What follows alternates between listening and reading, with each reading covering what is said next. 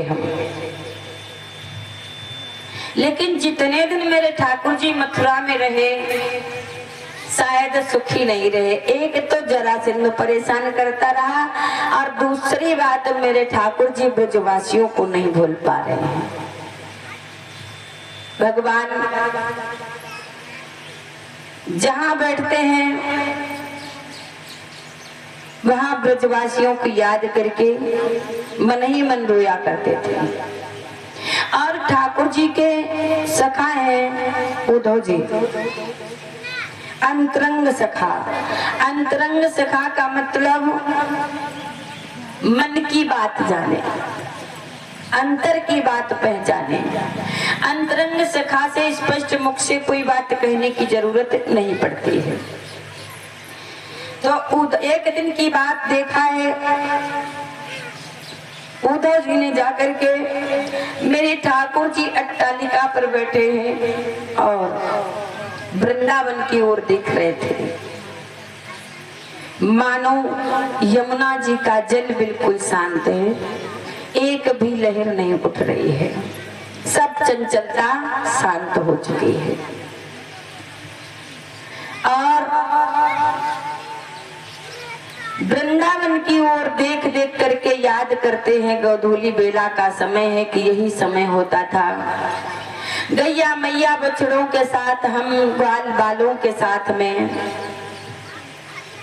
गैया चरा करके धूल से लिपट करके घर मैया यशोदा के पास जाते थे। ठाकुर जी के आंखों से अश्रु निकलते हैं। उद्धव जी ने जाकर के पूछा कि प्रभु आपको मथुरा में किस चीज की दिक्कत है, आप इतना दुखी क्यों रहते हो? तो उद्धव जी से भगवान बोले कि उद्धव, इस मथुरा में धन दौलत है, लेकिन जो प्रेम वृंदावन में मिलता था वो प्रेम यहाँ नहीं है।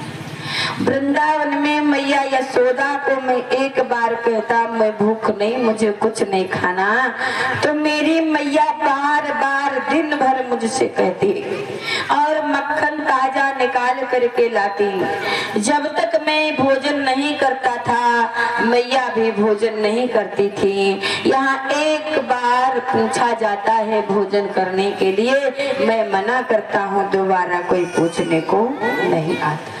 ये कमी है प्रेम की यहाँ। और ये कृष्ण वही खुश रहता है जहाँ इसको प्रेम मिलता है। मुझे धन वैभव की क्या जरूरत है, मुझे तो प्रेम चाहिए।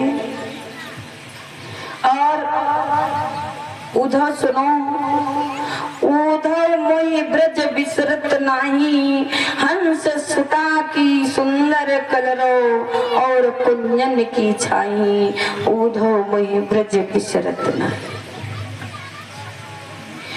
ये मथुरा कंचन की नगरी, मणि मुक्ता जलमाही, और जब सूरत आवत वा सुख की, जिय उमगत सुख नाई, उद्धव मोहि ब्रज बिसरत नाही।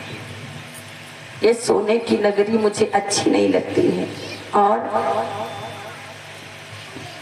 उद्धव जी बोले कब तक प्रभु आंसू बहाओगे? बोले जब तक ब्रजवासी मेरी याद में रोएंगे, जब तक ब्रजवासी मेरी याद में रोएंगे। अगर ब्रजवासी मुझे भूल जाए तो ये कृष्ण भी उनको भूल जाएगा।